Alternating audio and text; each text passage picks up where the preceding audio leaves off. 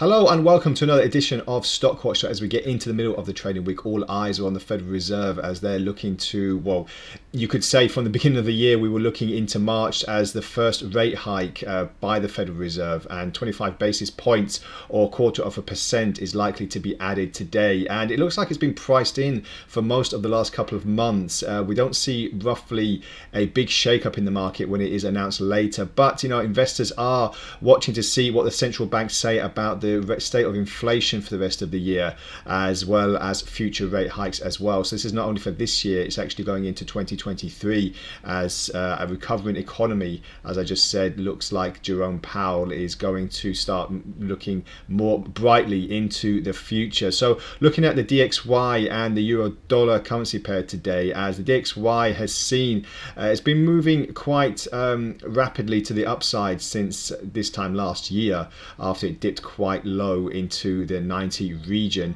And we're also looking at what else Jerome Powell could say, because he said that earlier asset purchases are looking likely to be stopped and this monetary easing is looking likely to have a back seat as well. So what does the central bank have in store for the rest of the year?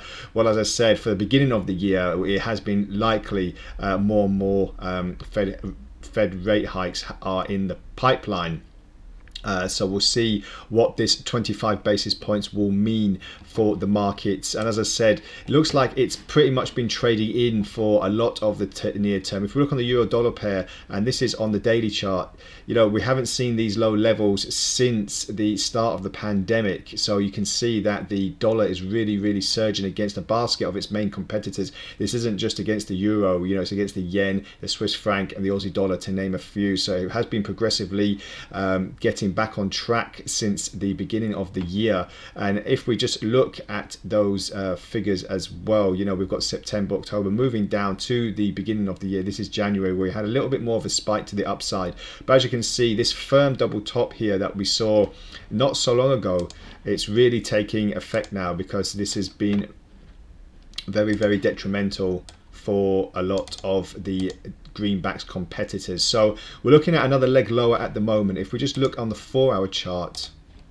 and get a little bit more perspective, at the moment, as usual, I'm using the Ichimoku cloud as my base indicator, but we're also keeping an eye on the RSI as well. That's not giving too many signals, but at the moment, as you can see, if we just zoom in a bit more on the 4-hour chart, what I'm seeing at the moment for my signals is we are looking at a bit of a bullish run for the near term until we get this move from the Federal Reserve later today. So with that being said, what are your opinions on this? Is the market already priced in this news announcement, or will we see another big volatile movement when the Federal Reserve meets later on today? For me though, at the moment, we're just seeing this nice support, this gradient line to the upside, and I'll be seeing if there's any more chance of another push to the upside here and a break through the Ichimoku cloud. This will give us a lift back over with a 110 psychological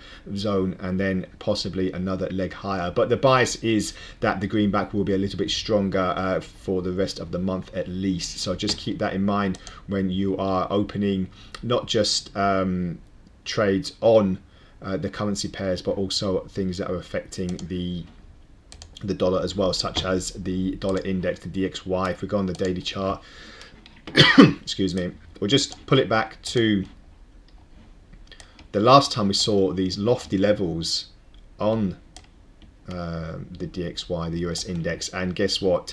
It was just before the start of the pandemic. So as you can see here, quite a big recovery in the American economy. As I said, it's brushed off the Omicron variant. It's looking now to really start progressively getting back on track in 2022. So the DXY is something else to keep in mind when we're looking at the state of the economy. And trading very far away from the Ichimoku cloud, we're looking at the 100 psychological zone next on our list. And if this does puncture that, then just keep looking at the previous levels of when the pandemic did start taking effect, and then we went up to over 102, 103. That was very significant there before we saw the big sell-off and the big drop. 4-hour chart though, just always want to look at all the variables, all the opportunities for our clients to make sure we're getting the best pricing and analysis that we can offer.